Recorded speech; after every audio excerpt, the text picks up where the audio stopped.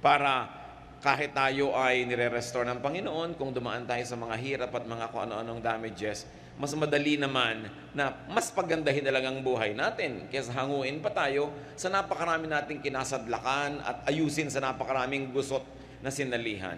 Bagamat yun ay nagagawa ng Panginoon. Pero napakaganda kung mas maagang nakikilala ang Diyos.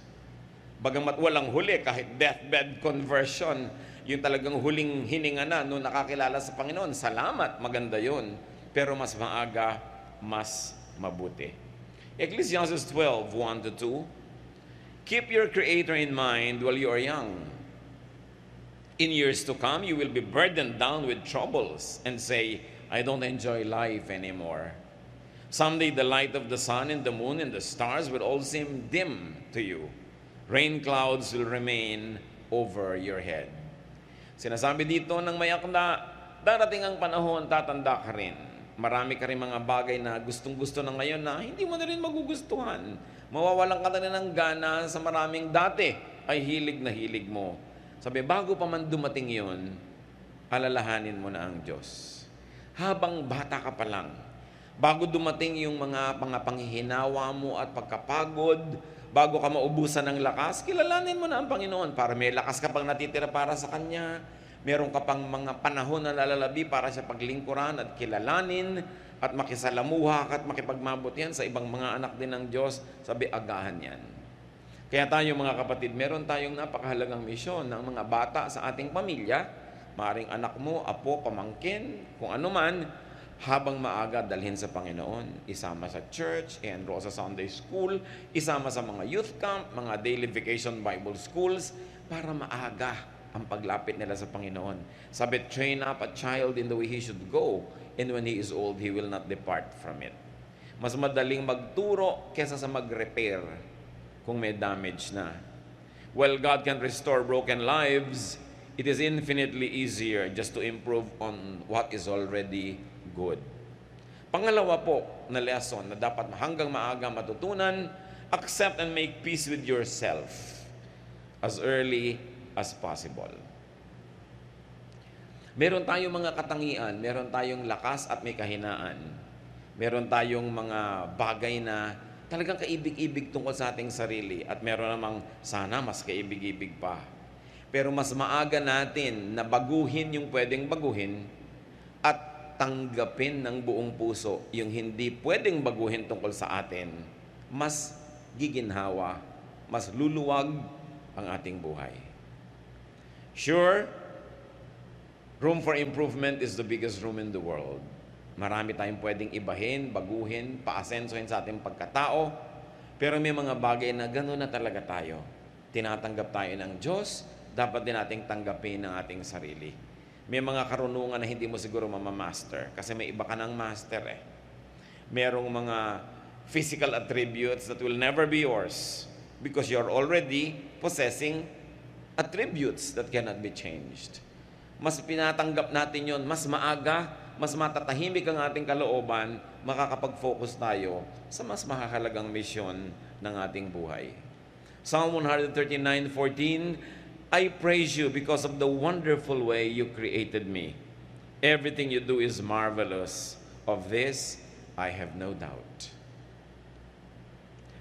So pinupuri ng may akda ang Diyos dahil daw sa napakagandang paraan ng pagkakalikha sa Kanya. But of course, we know that whoever is singing this and whoever wrote this is far from perfect. Pero sabi niya, pinupuri ko kayo sa ganda ng pagkakagawa niyo sa akin. Kailangan matuto tayo mga kapatid na kilalanin at appreciatein yung maganda at mabuti sa atin. Habang patuloy naman nating inaayos sa tulong ng Diyos yung mga dapat ayusin. Pero meron talagang dapat mo nang tanggapin. May mga bagay na genetic. Halimbawa, kung talagang predisposed ang pamilya nyo na magkaroon ng diabetes, ang laki ng chance na magkaroon mo nun, kasi magalit ka pa sa mga ninuno mo na hindi rin naman nila inimbento yun dahil minana rin nila, tanggapin mo at mabuhay ka sa paraan na pinakamaayos para hindi ka mabigyan ng maximum damage ng karamdaman na yan. May mga bagay na dapat tanggapin, mas tahimik ang ating buhay. Improve what can be improved on and accept what cannot be changed. In other words, as early as possible, be a friend to yourself. Be at peace with who you are and with what you are. Pangatlo po na dapat nating matutunan, learn what matters to you as early as possible. Ano ba ang mahalaga sa inyo? Mahalaga ba sa inyo na pagka may mga lakaran, nakakapag-swimming kayo at hindi kayo marunong lumangoy, learn it as early as possible. Para humaba ang panahon ng buhay nyo na na-enjoy nyo yan. Gusto nyo pala pag may mga party, nagbo-ballroom dancing kayo, sumasayaw kayo, pag-aralan ninyo. Kaysa habang buhay, nakatingin na lang kayong halos mainggit-inggit doon sa mga nagpapaikot-ikot at nagpapagulong-gulong at nagpapatalon-talon. Learn it if you like it. Gusto mo palang mamisikleta, pero habang buhay, nakatitig ka na lang sa mga namimisikleta because you don't know how, learn it. Mga kapatid, at this point in your life, ano ang mahalaga sa inyo, gusto nyo pero hindi nyo alam? Alamin nyo. Mas maaga nyong ma-master yan, mas mahaba ang natitirang oras para nyo ma-enjoy. Skills ba yan? Language? Is it a piece of information? Is it a trade? Isang uri ng paghahanap buhay o nagagawa ng kamay? Alamin.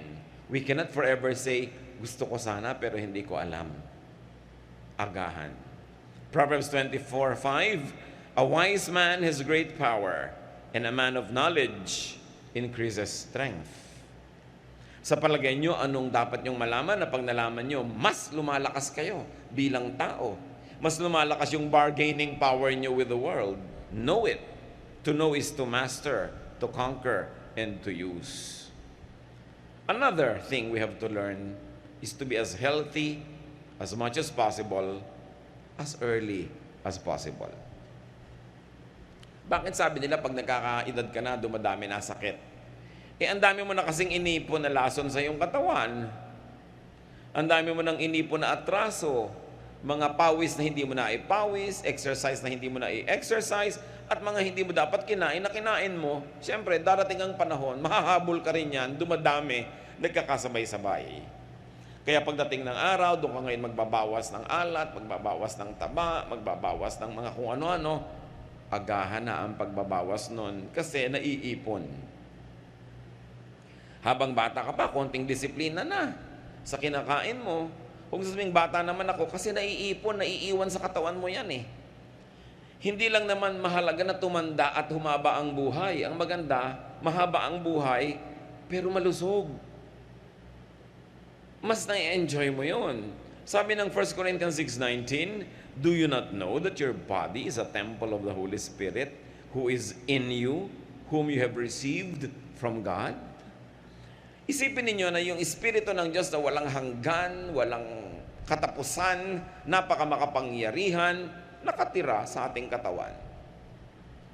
Isipin nyo na lang na inyong isip na ang layo ng mararating, ang daming pwedeng ma-imagine, ang daming pwedeng ma-create, pero nakatira pa rin sa ating katawan. At pag bumigay na yung katawan mo, kasunod na rin bibigay yung brain mo. Kasi yun ang tinitirhan niya. Nakita nyo ang napakarami mga dakilang mga tao, great, powerful people, but in times of a crisis in their lives, they happen to be sick. Ang nangyayari, natatalo sila. Kung giyera yun, minsan napakalaking digma, ang galing na general, ang daming napanalunan, pero dahil lang sa kagat ng lamok, no? Nagkaroon ng malaria, at kung kailan siya sinusumpong at inaapoy ng lagnat, doon lumusob ang kalaban, natalo sila. Kasi kahit gaano kagaling ang utak mo, nakatiya pa rin sa katawan mo yan, yung katawan mo pag bumigay, kasamang bibigay lahat. Kaya dapat inaalagaan, mas maaga. The body is also the temple of the mind. It is also the limit and the limitation of the mind. Kaya inaalagaan yan. It becomes a tool of the mind, but it also becomes a prison of our whole life. So as early as possible, exercise. As early as possible, be fit. Eat healthful foods. Life is so much easier and nicer when one is healthy. Hindi lang yun, mga kapatid. Pati life ng mga nagmamahal sa inyo, gumagaan pag kayo'y malusog. Kasi siyempre, kahit tayo ang may kasalanan kung ba't nagkaganon ang kalusugan natin, damay lahat ang nagmamahal sa atin dahil hindi naman tayo matitiis at aalagaan din tayo kung tayo magkaroon ng karamdaman. Kaya meron tayong pananagutan sa lahat ng nagmamahal sa atin to keep ourselves as healthy as possible because when we are sick, sila yung napapagod. Kaya yung mga young people dapat responsable sa kanilang kaligtasan. Huwag na kung saan-saan ibalibag yung katawan at ipaghampasan at kung saan-saan dalin kasi pagka nabagok yung ulo mo at na-paralyze ka, yung matandang nanay mo pa rin na mag-aalaga sa'yo. Sino? Pag nagkaroon ka ng mga karamdaman, mga mahal mo sa buhay, ang gagastos. Kaya hindi ka lang nabubuhay para sa sarili. We live responsibly. In adulthood, do not think of yourself and do not treat yourself as old. Do not think old. Do not act old. Marami kasing mga humihina na bahagi ng katawan natin kasi itinatrato na natin na mahina. Hindi na kasi nagagamit, hindi na napapractice. Recently, nakakita ko sa internet, 92-year-old lola nagsasalsa. Ewan ko kung nakita nyo yun, ha? Talagang nagpapagulong-gulong, ibinabalibag nung apo, kulang na lang lumipad. Ang lakas ng katawan. 92. Yun ang sabi ko, wow. Maraming ginawang tama itong si Lola na sa buhay niya. Malakas pa yung katawan niya. So, huwag na kayo lagi na lang nakapranela, nakabalabalat, lagi na lang. Pwede nyo namang pasiglahin ang mga sarili, no? Para mas marami pa tayong makita, malasap, magawa, maproduce. So watch what you eat. Sila Daniel, ang propetang si Daniel, mga batang-bata pa lang, binihag ng kaaway, dinala doon sa palasyo nung nakabihag sa kanila, tinetrain sila para maging mga trabahador nitong hari na bumihag sa kanila. Pero ayaw nilang kumain ng pagkain sa palasyo. Kasi iniisip nila, bukod sa moral dimension ng pagkain ng mga unbelievers, marami siguro talagang unhealthful na mga ingredients yan. Kaya sa Daniel 1:11-15, merong prescribed diet yung mga noble men na yon, noble young men who were in the palace. Pero Daniel then said to the guard, "Please test your servants for 10 days. Give us nothing but vegetables to eat and water to drink. Then compare our appearance with that of the young men who eat the royal food, and treat your servants in accordance with what you see." So he agreed to this and tested them for 10 days. At the end of 10 days, they looked healthier and better nourished than any of the young men who ate the royal food. Hindi natin alam kung ano yung mga excess siguro ng mga fats, mga alcohol at kung ano-ano sa royal food. Pero ayaw kainin nila Daniel. Bukod siguro nga doon sa dietary value, may spiritual value pa sa kanila kung anong kakainin nila at hindi. Kasi sabi nila, gulay na lang po ipakain nyo sa amin at tubig lang ang iinumin namin. At matapos ang 10 days, kung nakita nyo kami nanghihina, sige, kakainin na namin kahit ano ipakain nyo. Pero nakita, mas maganda pa ang kalusugan nila, mas maayos. Ibig sabihin, hindi ko mo masarap, yan ang mabuti sa'yo. Konting control sa sarili. Isa pang dapat nating matutunan habang mas maaga sa buhay, mga kapatid, have fun whenever possible. Ecclesiastes 11:9-10, be cheerful and enjoy life while you are young. Do what you want and find pleasure in what you see. But don't forget that God will judge you for everything you do. Rid yourself of all worry and pain because the wonderful moments of youth quickly disappear. Napakahalaga ng mensahe na ito ni Solomon, the wisest man ever. Sabi niya, habang bata ka, maging masayahin ka, mag-enjoy ka. Gawin mo ang mga gusto mong gawin at kaya mong gawin. Huwag mo lang kakalimutan, na answerable ka sa Diyos. In other words, huwag kang lalabis. Huwag kang gagawa ng bagay na ipagsisisi mo pag humarap ka sa Diyos dahil haharap at haharap ka. Pero lahat ng pwedeng gawin na hindi mo-offend ng Diyos, gawin mo. Yung hindi magbibigay ng panganib sa iyo at sa iyong kapwa, gawin mo. Sabi ko noon, huwag ka nang masyado muna mag-alala at mag-isip ng mga malulungkot na mga bagay kasi darating din yan sa iyo. Sandali ka lang maging bata, so enjoyin mo ang iyong kabataan. Ang dapat sabihan nito siguro yung mga magulang, no? Hindi yung mga kabataan. Mga lola at lolo. No? We must allow the children to be children. And we must allow the young people to be young. Do not fast forward their maturity We all have a lot of time to be old. At pag dumating na sa iyo yung old age, wala nang balikan. Kaya dapat huwag sayangin ang pagiging bata. Kawawa naman yung mga bata na hindi na naging bata sa dami ng responsibilidad sa buhay. Yung hindi na naka-attend ng anumang gathering, socialization, kasi laging nag-aalaga ng may sakit na magulang o nag-aalaga ng kapatid o naghahanap buhay. Habang kuminsan, yung tatay palasing-lasing, pag ganito, yung mga anak na ang nagbuhat ng mga tungkulin ng mga magulang, hindi na sila naging bata. Ang problema, pagka lampas na yung kabataan mo, hindi ka na magiging bata uli, ever. So isa pong malaking kalupitan, mga kapatid, na nakawa natin ang mga kabataan ng kanilang pagiging bata. Siyempre, medyo hindi nag-iisip pa yan ng marami mga bagay, kaya parang hindi seryoso. Sandaling-sandali lang yun eh. Tulad din ng ganda, sandaling-sandali lang ang kagandahan ng isang bata. Anong sabi ni Shakespeare? A rose will bloom, it then will fade. So does a youth, so does the fairest maid. So, samantalahin. Huwag natin silang pigilan na magkaroon ng mga kasiyahan hanggat hindi offensive sa Diyos. Yan naman lagi ang hangganan eh. Siyempre may hangganan ng lahat ng bagay. Pero karamihan naman kasi sa atin, yung bata, huwag ka malikot. Anong gusto mo? Ma-paralyze na siya at mag-wheelchair na. Bata nga eh. Siyempre may likot.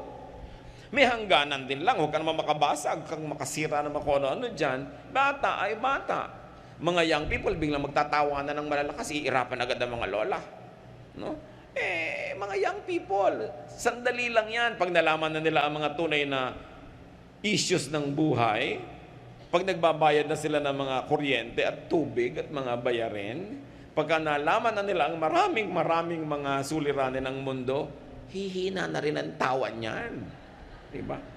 So habang kaya pang lakasan, lakasan. At kahit matanda na kayo, marami para kayong bayarin, labanan nyo yan, lakasan yung tawa. Diba?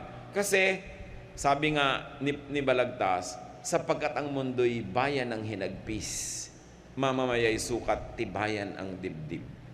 Marami talagang dumadating na problema. So, tuwing pwede, magsaya ka. Kasi may mga panahon sa buhay natin, ibigin mo man, talagang mahirap magsaya. So yung masaya na, huwag mo nang palungkotin. Meron namang ganun eh.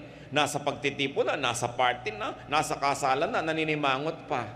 Huwag kang manimangot at malungkot kasi may mga kamag-anak ka, mahal sa buhay na siguradong mamamatay. Alam nga namang hindi mamatay, namamatay tayo. Doon mo na i-reserva ang lungkot mo. Siguradong maraming panahon.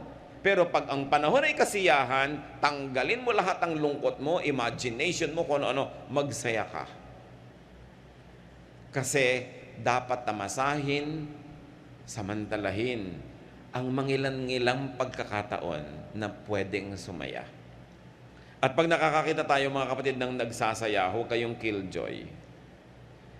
Hindi kayo makatulog pero nagkakantahan sila, magpasa kayo ng buto ng kakao sa tenga nyo para makatulog kayo at sila sumaya. Alam nga naman kayo itong matutulog, lahat patahimikin nyo na. Diba? Maraming panahon ng katahimikan na ang tao hindi mo man pigilin na mag-ingay, kusang tatahimik kasi maraming darating na dagok ng buhay. So habang hindi dumarating yun o wala, bakit nyo naman dadagukan? Kailangan marunong tayong magrespeto sa taong sumasaya. May bakasyon, huwag nyo ungkatin ang mga problema, kaya nga nagbabakasyon. Magkaka-opisina kayo, magre-retreat kayo, pupunta kayo ng bakasyon kung saan, huwag niyong pag-usapan ng trabaho. Pag-usapan niyo pag nandun na uli kayo sa inyong opisina. Kasi bihira, gumastos pa kayo para magpunta halimbawa sa Sikogon. Tapos nung nandun na kayo, pinag-uusapan niyo yung mga nakakainis na bagay sa office. Sinayang niyo inyong pagkakataon. Maraming mga tao, sinasayang nila ang pagkakataong sumaya. Bihira-bihira lang naman magkaroon ng malaking kainan. Doon pa magjejeta. Kalimutan nyo nga yung jeta nyo kung masarap ang mga pagkain. Dahil madalas naman talagang jeta kayo dahil kulang ang budget, di ba? So doon na lang kayo magjeta. Darating din yon. Pero yung manaka-naka na mayroong festival, naku, enjoyan mo yan. Kesa sa pag dumarating ang panahon ng gutom, inaala-alala mo yung mga dapat sana'y nakain mo pero hindi mo kinain dahil nag-iinarte ka, no? Magsisisi ka ngayon. So enjoy it. Enjoy youth. Enjoy young adulthood. Enjoy adulthood. In fact, enjoy every stage of life. Ecclesiastes 3, 1 to 11 can be summarized as saying, everything on earth has its own time and its own season. There is a time for laughing and dancing. And if it is not your time, hayaan mo yung iba to enjoy their time. Kung sino ang nagsasaya, siya ang may karapatan. Yung ayaw magsaya, yun ang lumayo. Pero huwag niyong pigilin yung nagsasaya. Hindi niyo alam, baka bukas may malalaman siya kahindik-hindik na bagay na kahit hindi niyo pigilin, talagang mawawala na yung saya niya. Unfair naman na hindi man lang siya nakapag-charge. Malolobat pala siya bukas, hayaan niyo siyang mag-charge ngayon, no? Para may baon siyang saya sa buhay. Kaya mahalaga, mga kapatid, yung maliliit na bata, i-maximize natin ang saya nila para marami yung baon. Habang tumatanda sila, nawi-withdraw yun, kaya damihan nyo yung deposit na love habang sila'y bata pa. Hindi ko sinabing palakihin sila sa layaw, sa saya. Pero hindi ko sinabing i-exempt sila sa pagod, sa training, sa disiplina. Pero dapat ginagawa man natin ang lahat ng yon, may kakambal na saya. At makikita nyo sila yung magiging mga matitibay na tao, mapagbigay, maibigin, at masasarap na mga kasama. So, there is a time for laughing and for dancing. Maximize that time. Create, invent ways to be happy. Be youthful at heart and let the young be young. Kuminsan, ang ikinakalungkot ko po, pag marami mga nagiging born-again Christian, akala nila bawal sumaya. So, bawal na lahat, no? Bawal na lahat. Napaka-maunawain ng Diyos. Gawin nyo kung ano yung nagpapasaya sa inyo, maliban na lang, alam nyo talagang maling-mali. Ngayon, medyo gray area, pero gustong-gusto nyo gawin, napakabait ng Diyos para Kanya unawain, no? So, ang ating laging panghawakan, yung bait, hindi yung higpit ng Diyos. Mabait siya. Ang mahigpit lang kuminsan yung lola mo o yung tiya mo na old maid, mas mahigpit pa talaga sa 30 na pinagsama-sama yan. Bakit? Hindi kasi siya nag-e-enjoy sa buhay. No? Kaya tuloy, gusto niyang idamay halos lahat ng tao na huwag na rin mag-enjoy sa buhay. Napakahirap kasi nung mga tao na walang nagmamahal, walang nakikipagmahalan, walang mga outlet, walang mga saya. Ang gusto, idamay lahat ng tao sa mundo. Gawin natin ganito, mga kapatid, kung ano man ang hindi natin na-enjoy, ipagdiwang natin kung na-enjoy ng kapwa natin. At sa ating pakikipagdiwang sa kanila, nakakasalo na rin tayo sa enjoyment. Kasi yung lagi mo silang pinipigil. One thing to learn early, mas bata, mas mabuti, save. Mag-impok. Save whenever possible. And if you're already saving, save more. Kung malapit ka na lang mamatay, ang dami mo pang savings, edi pamigay mo. Pero mabuti na rin yung kinamatayan mo, may savings ka pa kaysa wala. Invest. Ecclesiastes 10:19, sabi ni Solomon, pinakamarunong na tao sa balat ng lupa, money is the answer for everything. Sa inyo, ganun ba yun? Tatandaan niyo, mga kapatid, it is the love for money that is condemned in Scripture, not money. Yung pag sobra mong minahal, kinalimutan mo ng Diyos, kinalimutan mo ng kapwa, yun ang sumasama. Pero yung pera mismo, gusto ng Diyos, marami tayong ganyan. Kaya nakita mo ang Panginoong Jesus, pinagalitan niya yung binigyan ng mga talent, hindi ininvest, hindi nagtubo, binawi pa. Gusto ng Diyos, marami kang pera. Proverbs 6:6-8, go to the ant, you sluggard. Consider its ways and be wise. It has no commander, no overseer or ruler, yet it stores provisions in the summer and gathers its food at harvest. Sabi niya, ikaw tamad, tingnan mo yung langgam. Pag tag-araw, pag tag-ani, pagod na pagod. Nagbubuhat ng kung ano-anong madidilihensya niya sa buhay. Kuminsan, 20 times heavier than the body of the ant binubuhat niya. Minsan nagtataka ka sa sahig, may naglalakad na bigas. No? Nung tignan mo, may munting langgam sa ilalim, buhat-buhat niya, naghahanap buhay siya. Ikaw naman sa dista, tiniris mo pa. Naghahanap buhay nga yung langgam eh, no? Sabi, kita nyo yan, kasi hindi laging pwedeng merong kampulutin, kasi hindi laging harvest. Kaya kung tag-ulan na, maaanod na sila ng mga tubig, hindi na pwede, sa tamang oras, nag-iimpok. Para pag dumating yung pangangailangan, merong nakatabi. Kailan tayo dapat mag-impok? Kung kailan tayo malusog, kung kailan tayo bata, kung kailan tayo kumikita. Hindi yung ubos-ubos biyaya, bukas na katunganga. Ang mga young people, hirap na hirap magtrabaho ng mga graveyard shift. Tapos inuubos ang pera nila sa mga kapeng nakakasikmura. Yung mga maaasim na kape. Talagang mga pagpapanggap at pagbabalat kayo, no? Para lang magmukhang sosyal. Tapos nauubos ang mga pera sa kung ano-anong gadget. Tapos mamaya, tumanda na, wala malang savings. Kailangan may isave ka.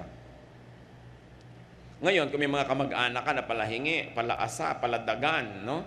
Talagang gumagamit ng straw para sip-sipin ang dugo mo mula sa pinakamatabang ugat sa iyong leeg. Di ba? Lalo ka dapat mag-save. Huwag mo ibibigay lahat.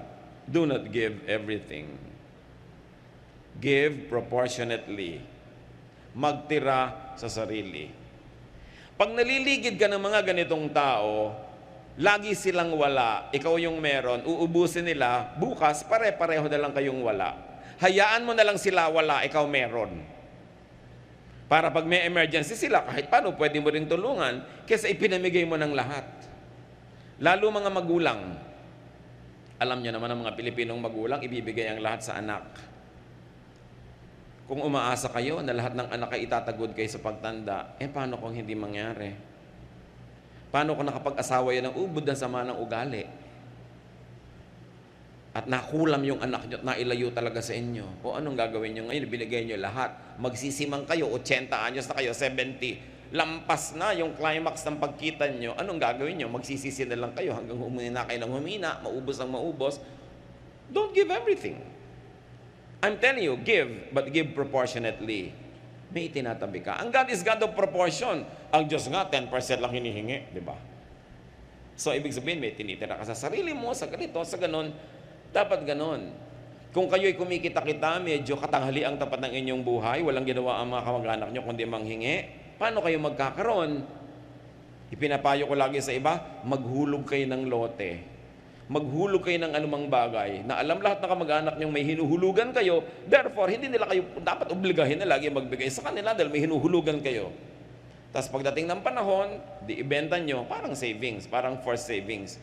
Kasi kung laging cash ang pera mo, papapakin talaga ng mga tao yan. Wala kang maiipon. No?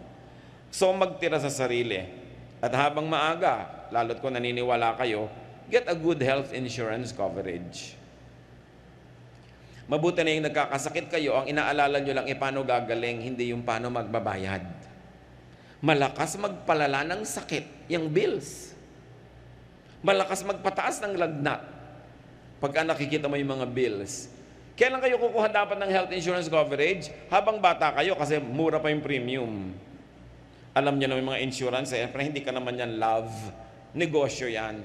So habang nagiging 60 ka, lalong nawawala na yung mga privileges mo o 70. Pero at least umabot ka man lang sa edad na yun na covered ka kasi mamaya nagkakaroon na ng mga bagong products yung mga insurance companies na hanggang libing pwede ka ng client nila. Meron ng ganun, ano? Pero maganda meron kayong ganun. Kaya lang pakatinuan ninyo. Dahil maraming mga insurance companies nakaka 1, 2, 3. No? Tinatakbuhan ka bigla, nawawala bigla. So, tingnan nyo yung track record ng mga kumpanya. But it's nice to have that. Get educational and health insurance for your children. The younger they are, the cheaper. Ako, isang patotoo. Sa ganito, napapatunayan ko this works. Yung mga insurance, health insurance, educational plans. Dami ko nang nakita na talagang it works. Kaya lang nga, talagang medyo maghihigpit ka ng sinturon habang nagbabayad ka ng premium. 5 taon lang naman yon. At kadalasan, yun yung 5 taon na bata ka pa, nasa peak ka pa ng pagkita, pwedeng gawin. Kita niyo yung babaeng pinupuri sa Proverbs 31:25? She is strong and graceful, as well as cheerful about the future. Sabi ng NIV, she can laugh at the days to come. Sino ang pwedeng magtawa-tawa sa darating na kinabukasan? Yung may ipon, Magulang ka, magka-college na yung anak mo, sabi mo, magka-college na anak ko, may pambayad ako. Di ba? Gaano karami nakakatawa ting Hunyo? Pag nakasalubong may mga mukhang Biyernes Santo, Hunyo. Kasi enrollment, walang savings. Gaano karami yung nakakatawa kapag naalala mo, naku, tatanda ako, kailangan ko ng wheelchair. Bibili ako ng may mga umiilaw-ilaw pa habang gumugulong. Di yung may pambili, di ba? Sinong nakakatawa sa mga darating na sakit? Di yung may pampa-hospital, she can laugh at the days to come. Yung Proverbs 31:25, lady, because she has savings. So mahalaga, meron yan. Isa pang lesson, mga kapatid, if you have a chance, I like to emphasize this, if you have a chance, dahil yung iba gusto pero walang chance, and you are psychologically and emotionally fit to marry, marry. Huwag niyo nang tanongin yung katabi niyo, ba't ikaw hindi ka nag-asawa? Di ba? Hindi kayo makialam. Pero if you have a chance, if you are psychologically, emotionally, economically, physically fit to marry, marry. Maraming ligaya ang pag-aasawa kahit marami rin itong hirap. Pag kinuwenta mo, kwentas klaras, panalo ka pa rin usually. Pag nagkaroon ka talaga ng isang married life. When you can have and raise a child or children. Mahirap lang yan sa simula, pero malaking joy ang binibigay niyan sa'yo. Lalo't kung mapag-aruga, kung tumanda ka, bagamat hindi yun guaranteed. Di ba? So, kung mag-alaga ng bata, dahil investment mo siya para alagaan kanya pagtanda mo, hindi yun guaranteed. Mahalin mo lang dahil mahal mo. Kung minahal ka uli sa sukli, di maganda. Kung hindi, may tinabi ka sa sarili mo. Yun ang importante. Proverbs 18:22, he who finds a wife finds what is good and receives favor from the Lord. Baligtarin mo rin yun, ganun din sa husband. Mapalad yung mga tao who have a chance and who are psychologically and emotionally fit to have a spouse. So, huwag sayangin yun if you fall under that classification. Kahit ano pa ang hirap, mas matimbang pa rin ang pakinabang kung nagkaroon ka ng kabiyak. Psalm 127 verse 3, children are a blessing and a gift from the Lord. Kung minsan, mga kapatid, merong mga ipinagbubuntis na bata in ways that are socially undignified. May mga unwanted pregnancies. May mga hindi inaasahan. Merong mga kuminsan na puwersa nangyari. Sakali mat mangyari, bagamat ayaw natin, never abort a child. At kung ikaw naman ay isang dalaga na sa mga laro sa'yo ng tadhana ay bigla ka naging isang dalagang ina, huwag mong ipamigay ang bata. Palakihin mo. Machichismis ka lang ng 1 linggo, 2 linggo, 1 buwan. After 1 month, may ibang babaeng buntis na uling mapag-uusapan, aalis na sa'yo ang spotlight. Palakihin mo yung anak mo, hindi ka man nagkaasawa, may anak ka na. Alam niyo po kasi, I'm talking through experience. May mga kilala akong mga kababaihan na nagtapon pa ng anak, nagganito pa, tapos hindi na sila nagkaasawa, ngayon, nung medyo may edad-edad na, nanghihinayang, pinalaki ko na lang sana. Tapos ting nakakakita ka ng bata, naku, ganito ni ata kalaki yung anak ko, kundi ko pinamigay. You know, kung wala ka man naging asawa, tinatawag ka mang disgrasyada, ganun talaga ang buhay, no? Hindi mo namang ginusto yan, wala naman sa slumbook mo na yun ang ambition mo. Napalagay ka doon, iayos mo kung ano yung naging mali, itama mo, and then, pasalamat ka, may anak ka na. Kesa wala. Huwag kayong magtatapon ng bata. Makakaraos din. Nairadaos yan. Tsaka huwag kayong masyadong maging maramdamin sa chismis. Kahit nga wala kayong gawin, chichismisin pa rin kayo ng mga tao. Yung mga chismosa naman na yan, hindi ka naman naaalagaan niya kung nadapa ka. May anak ka, baka naman ibangon ka kung madapa ka. Huwag niyong pansinin yung mga chismosa. Make the most out of your life. Bihira, walang tao na nagiging perfect ang buhay niya. Nagkakapingas-pingas, nagkakalamat-lamat. Nangyayari yan Yun ang maganda nga sa tao dahil meron tayong Diyos na pagdaraanan ang lahat. Basta tayo nagpapatulong sa Panginoon. Huwag kayong masyadong sentimental about it. Blessing pa nga yun. May anak ka na, may nangyari sa'yo. Nakapag-asawa ka, hindi ka masyadong naging maginhawa, hirap ka rin, pero siguradong may ligaya ka rin, pasalamat ka rin. Dahil blessing pa rin yun. God is so good at restoring us. God is so good at repairing broken lives. Don't let the brokenness continue to haunt you all your life. No? At just pick up the pieces, get on with life. Ano ba? Nangyayari yan sa lahat. Ang mahalaga, we'll learn from every mistake. And the mistakes we commit should make us kinder and nicer to those who commit other mistakes. Mas magiging maunawain ka dahil may pinagkukuhanan ka, may pinaghuhugutan ka ng pangunawa. At kung kayo naman naiibig, abay di umibig kayo, love. Never mind not being loved back. Meron kayong mahal, kaopisina nyo, talaga namang lahat ng bonus nyo, inapanulan nyo yung kaldero, binibigay nyo sa kanya, pero hindi pa rin kayo pinapansin, ibigay nyo pa rin. Alam nyo yung nagmamahal, mas masaya naman nyo kaysa doon sa minamahal eh. Eh kayo yung nagmamahal, hindi man kayo suklian ng pagmamahal, magmahal pa rin kayo, at least naranasan nyo magmahal. Diba? Kaysa sa hindi na kayo minahal, hindi pa kayo nagmahal. Di wala na kayong naranasan. It's all right to love and not be loved back. Because loving by itself gives you a lot of happiness. Eh kung sinuklian pa, kahit konting pagtingin, malay nyo naman. So huwag kayong matakot umibig. Yung mga nabigo na ng mga 18 beses, may mga 18 pa ulit nalalabi. Ubusin nyo. Diba? Huwag kayong sobrang nadala, naging playing safe, ayaw nyo na. Buhay pa kayo eh. Ba't umaayaw na kayo? Malay nyo naman, dito sa ika-27 pag-ibig, yan na talaga matupad ang mga pangarap nyong ilakad hanggang altar. Habaan nyo ang lakad. Mula pa lang doon sa Harrison, maglakad na kayo. Para makabawi kayo. No?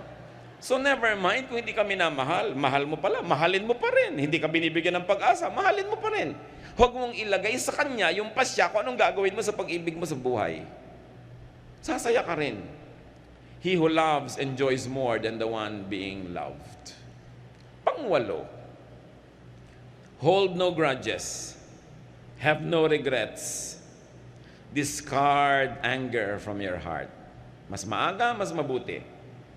May gumawa sa'yo ng masama nung araw, hanggang ngayon inaalala mo pa, ang totoo nun, paulit-ulit na nagagawa sa'yo yung masama kahit wala na siya dyan, kasi nire-replay mo. Lugi ka. Kung meron kayong dapat patawarin, huwag na yung pag naghihingalo na siya o naghihingalo kayo, tsaka pa kayo nagpapatawaran, patawarin nyo na agad. Makakalaya siya, makakalaya kayo, mas luluwag ang buhay. Huwag kayong magtanim ng sama ng loob. Yung puso nyo, dapat tinatayaman ng pag-ibig, hindi ng sama ng loob, hindi ng galit, hindi ng mga hinanakit, himutok, hindi ng mga pains and sorrows. Minsan na kayong nasaktan, tama na. Ilibing nyo na forever, magpatawad na kayo para hindi maulit.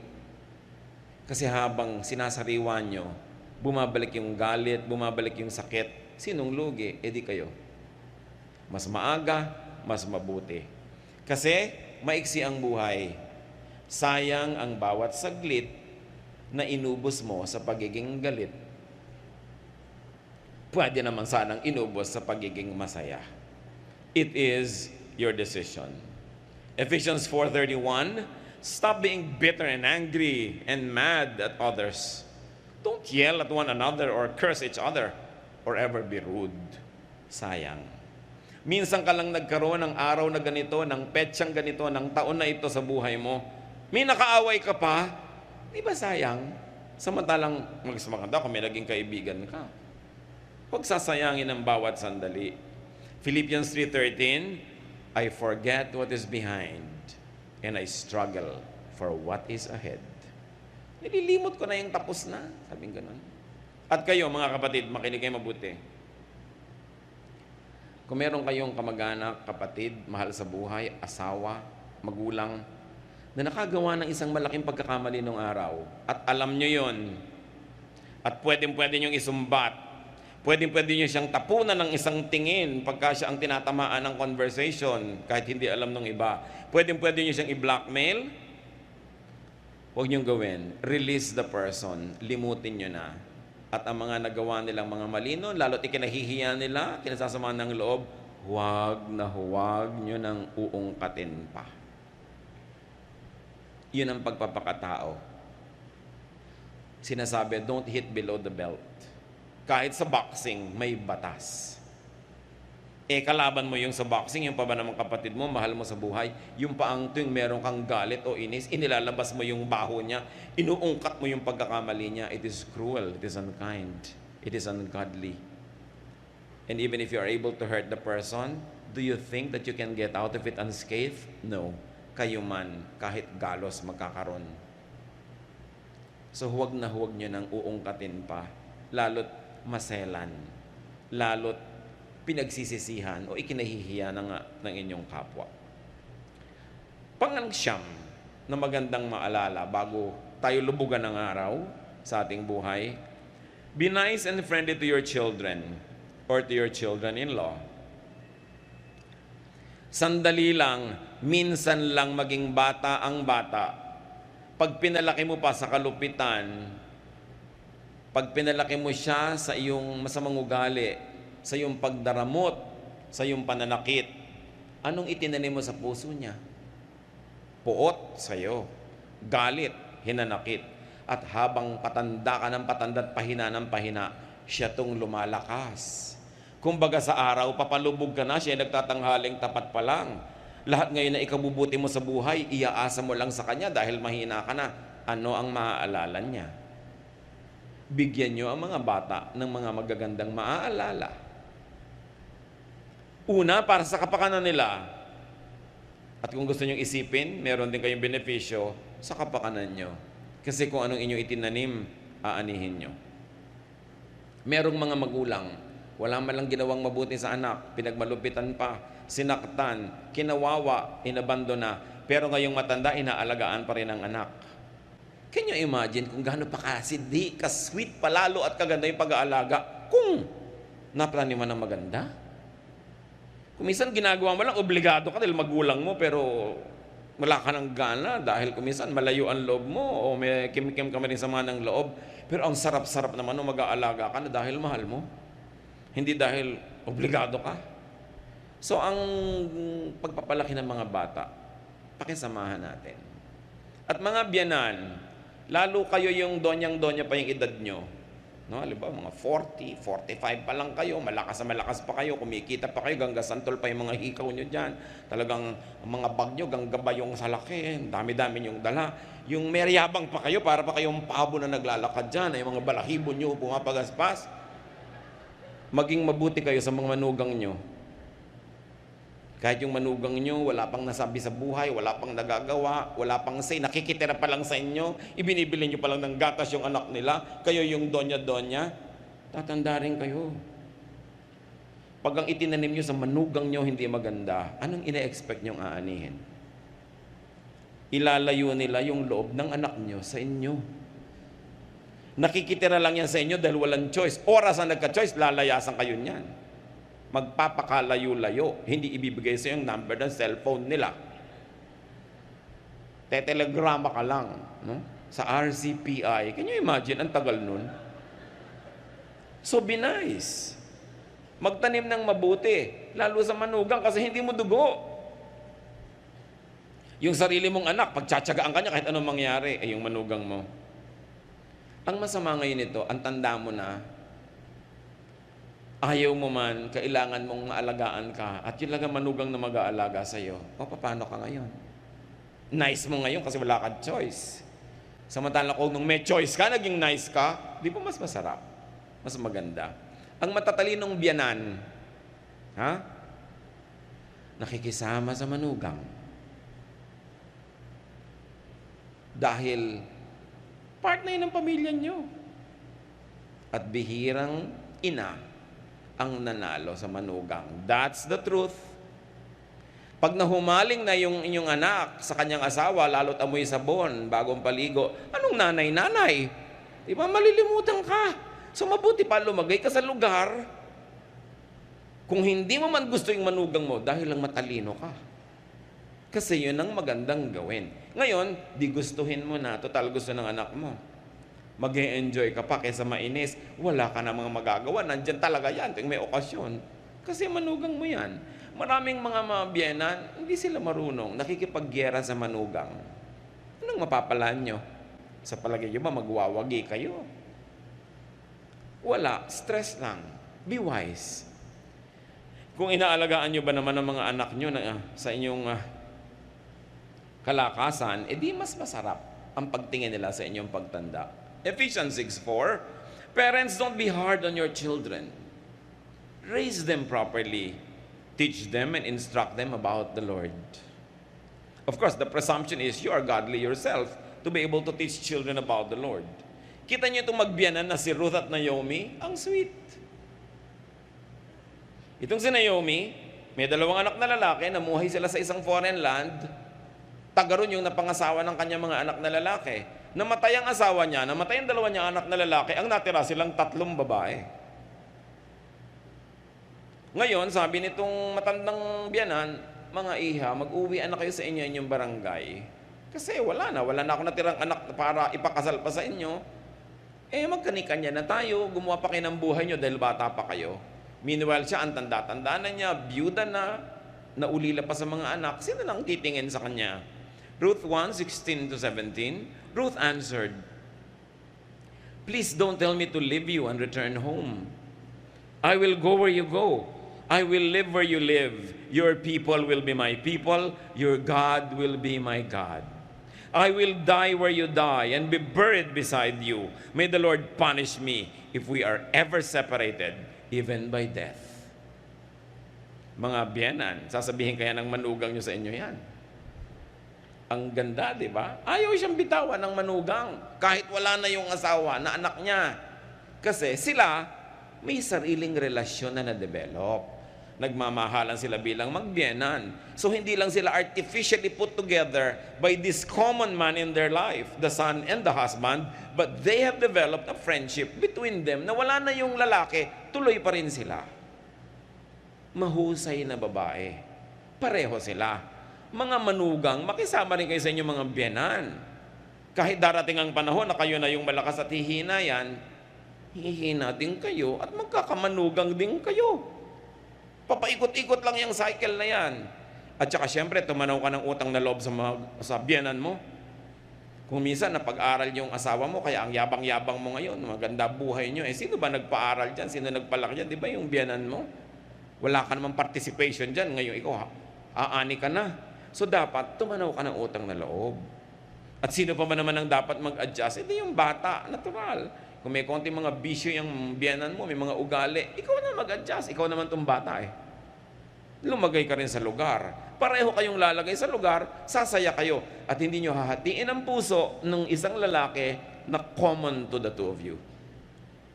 Kawawa naman yung lalaki, yung nanay niya, tsaka asawa niya, hindi magkasundo. Meron akong kilala niyan, mga kapatid. Sabi niya, gusto na daw niya magbarel. So kapatid, yung nanay mo at asawa mong barilin mo. Sila pa nag-aaway, ba't ikaw magbabaril? Siyempre, biro ko lang naman yon. Pero ang point is, may mga lalaking ganun gusto na magbaril dahil litong-lito na. Siyempre, mahal ang nanay, mahal yung asawa. Kayong 2 babae, mag-ayos nga kayo para tumahimik. Di ba? Napakahalaga nun. So, sabi niya, saan man kayo pumunta, sasama ako, nanay. Ang sarap na samahan. Number 10, paalala mga kapatid, do not retire prematurely. Ano ba yung retirable age? 60, 65? Naku, nung araw yun. Ngayon hindi na ganun. 92 nga, nagsasalsa pa. Di ba? Do not retire too soon. Or let me say it, do not retire, period. Pag nag-retire kasi kayo, hihina kayo Maiinip kayo, wala kayong gagawin. Although you can reinvent yourself. You reinvent your work, one that fits you because you have already earned naman. Kung anong degree of engagement ang gusto mo ibigay sa yung trabaho, sa yung proyekto, na-earn mo na yun. Kung gusto mong every MWF ka lang gagawa o every afternoon, you have earned it. But don't retire. Hihina lang kayo. Maiinip lang kayo. No? Stay as active and productive as possible. Although in your terms. Kaya mahalaga, may gawin ka sa buhay mo para pag nag-retire ka, may karapatan ka naman to name your terms and to dictate your terms. No? With God's help, no learning can be too late. Kahit anong edad natin ngayon, may natutunan tayo dito, it's not too late. May papakinabangin pa rin tayo. But those who have the benefit of youth and time, learn early so that you will have a longer time to enjoy wisdom. In your senior years, do not be possessed by regrets. John 10:10, the Lord said, "A thief comes only to rob, kill, and destroy. I came so that everyone would have life and have it to the fullest." Hanggang huling hininga, dapat may katuturan pa rin, may kasiyahan, may ganda ang buhay. Kaya nagkakaroon tayo ng mga karamdaman pag lagi tayong mga merong negative emotions.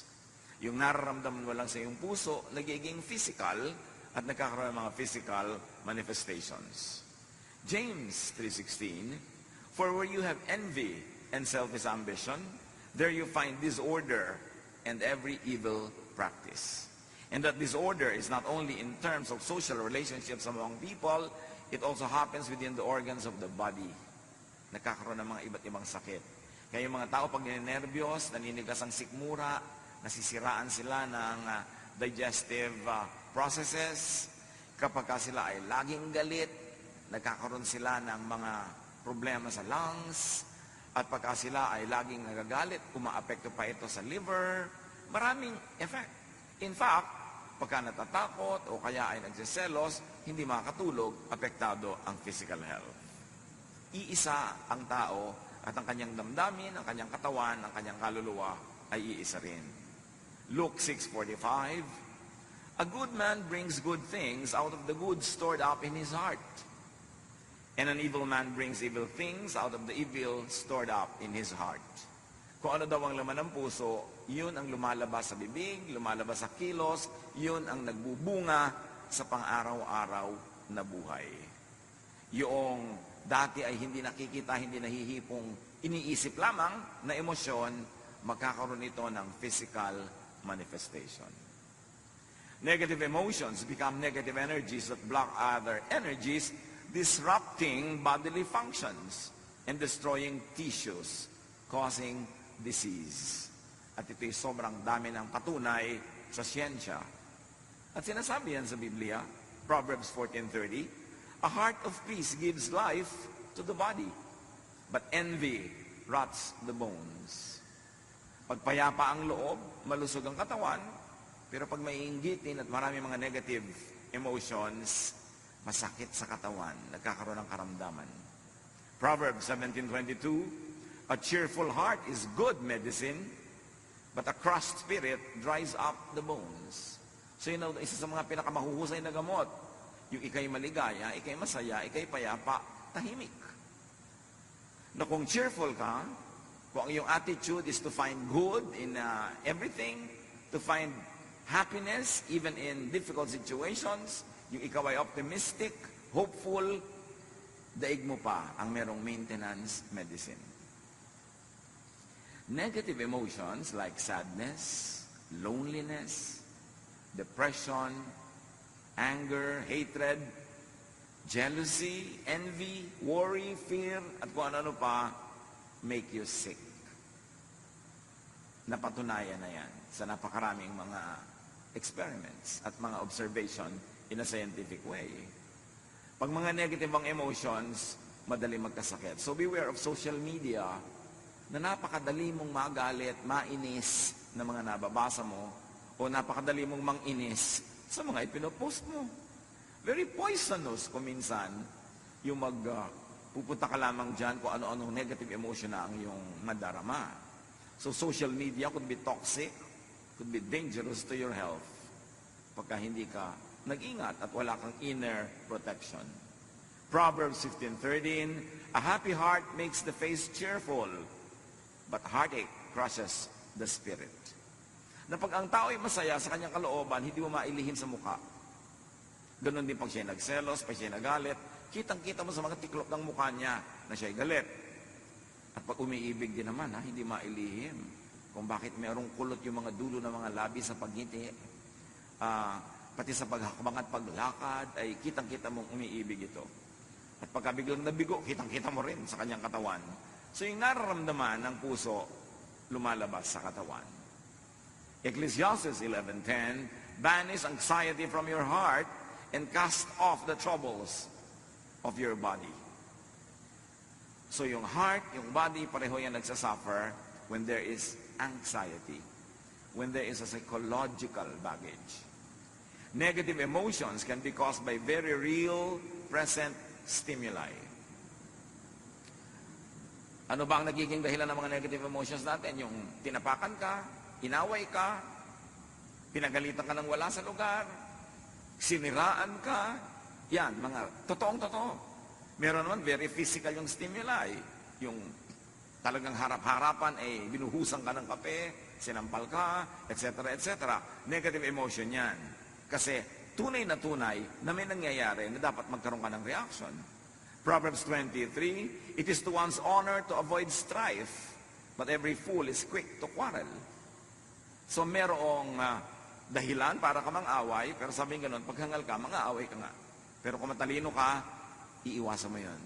Hindi lamang dahil sa social problems, legal problems, but you will have physical health problems pag nakikipag-away ka.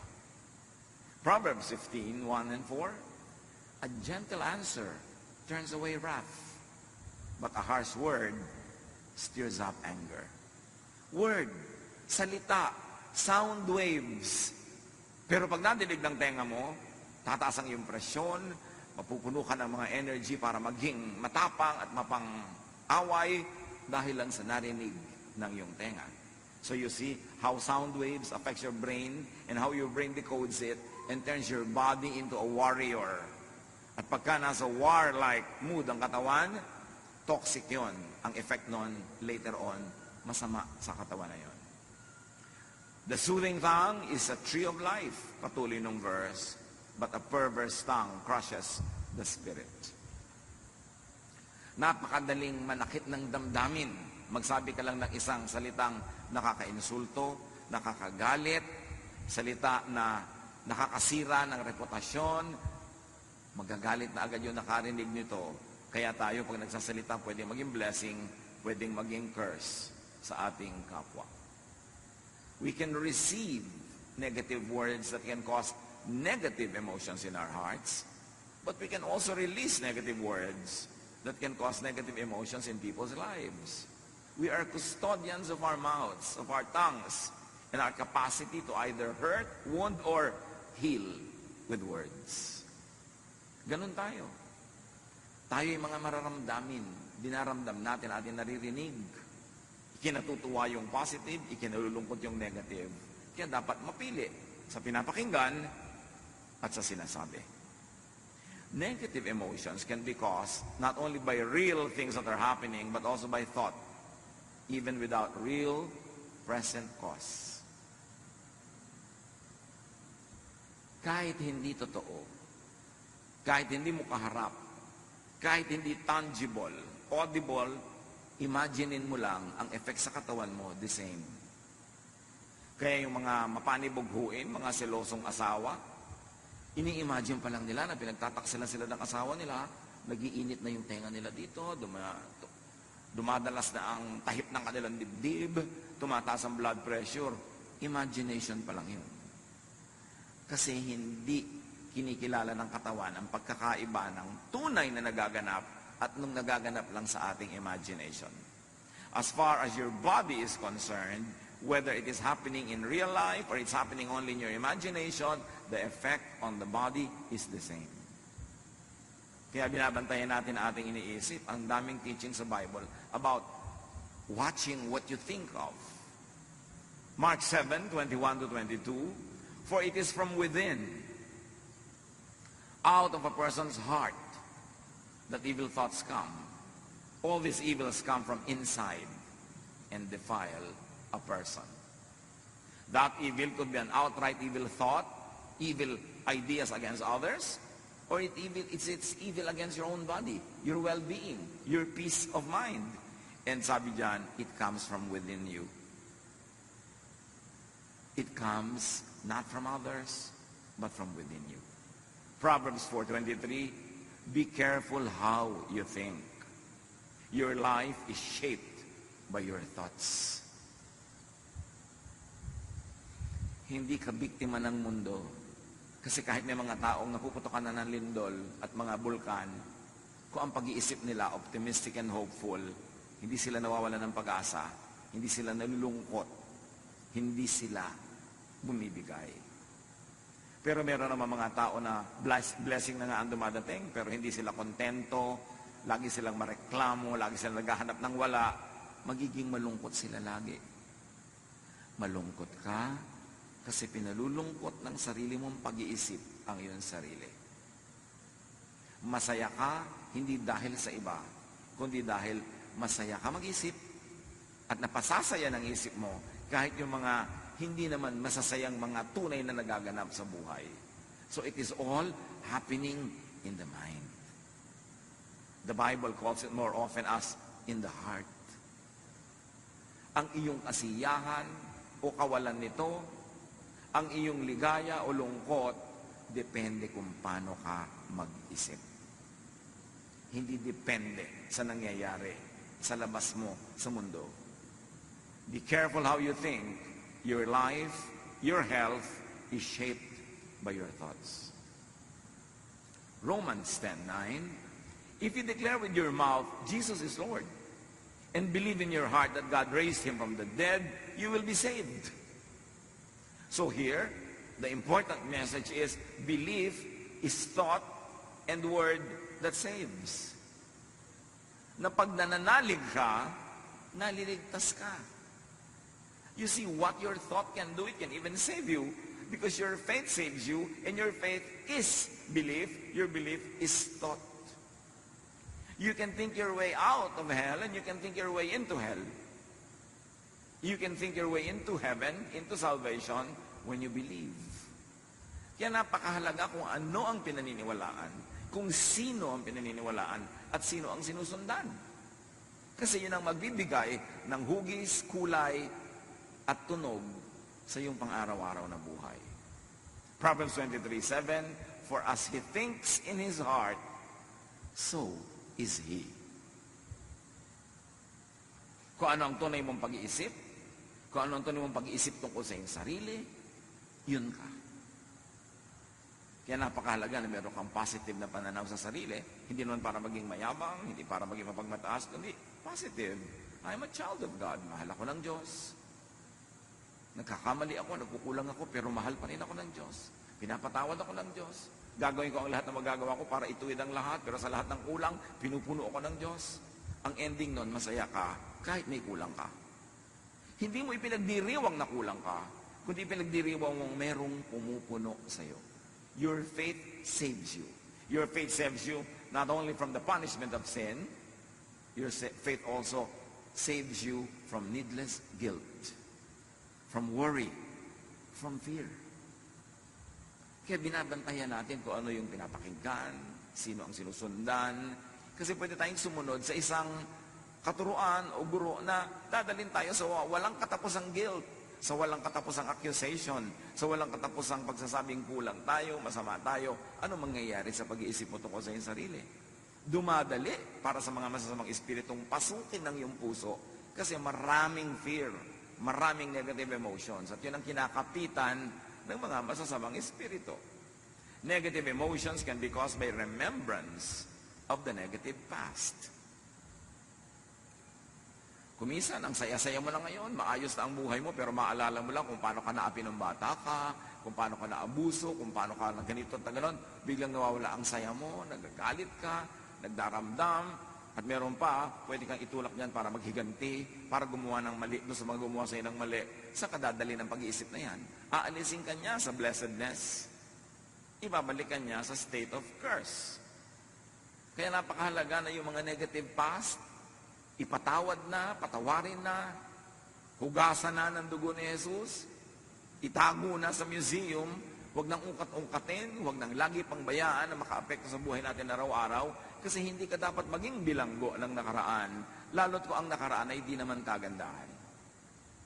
2 Peter 1:5-9, make every effort to add to your faith goodness, and may add goodness in thought, and to goodness knowledge, in how to think, and to knowledge, self-control, which we read as thought control. Pag pinipigil mo ang iyong isip, mapipigil mo ang paglago ng mga bagay na hindi karapat-dapat para ikaw ay mapasama, mapahamak. Pag nagsisimula ka na magalit, control your thought. Change the topic.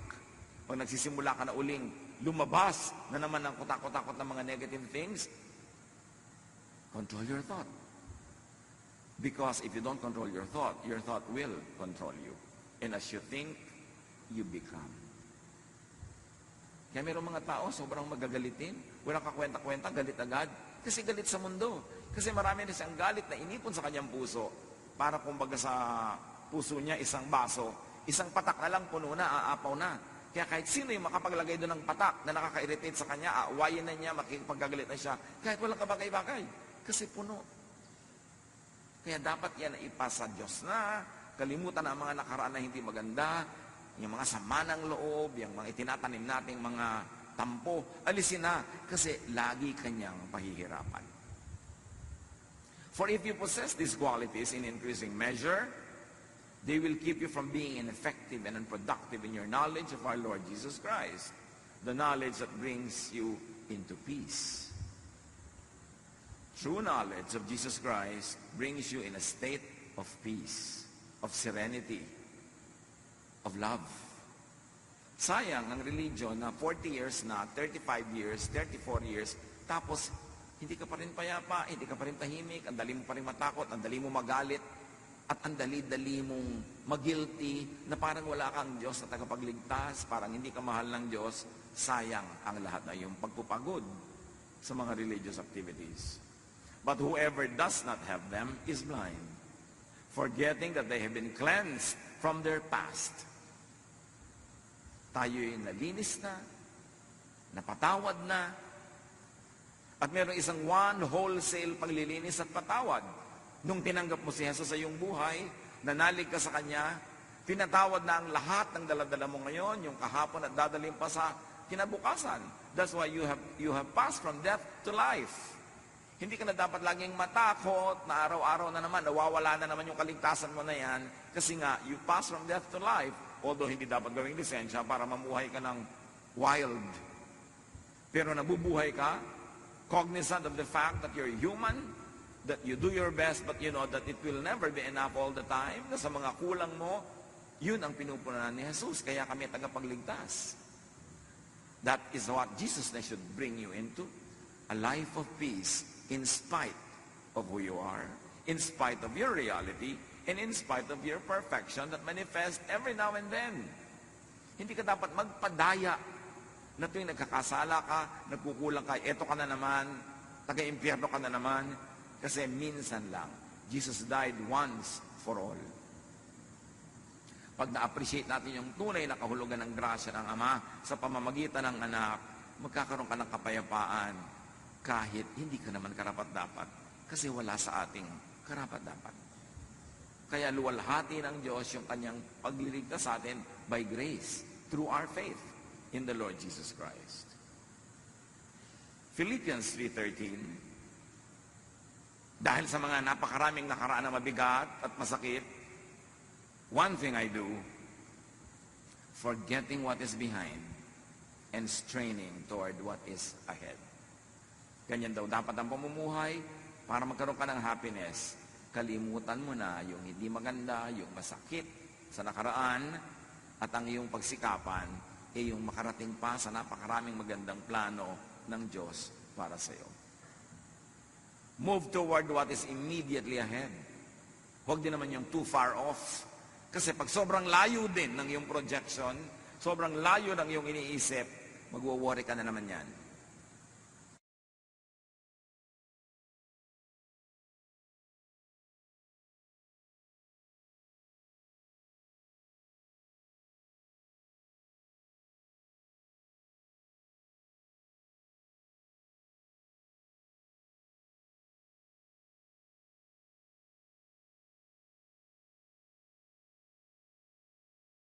Permanent way. And that permanence is not dependent on your performance.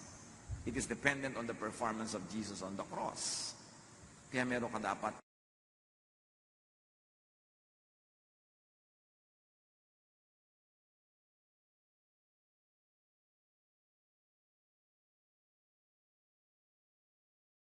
Ipasa Diyos ang mga bagay na yan. Imagine fast-forwarded troubles and sufferings, needs, wants, and poverty. Imagine and fast-forwarded sadnesses will make you miserable. Yung kumakain ka pa lang ngayon, iniisip mo na baka bukas wala.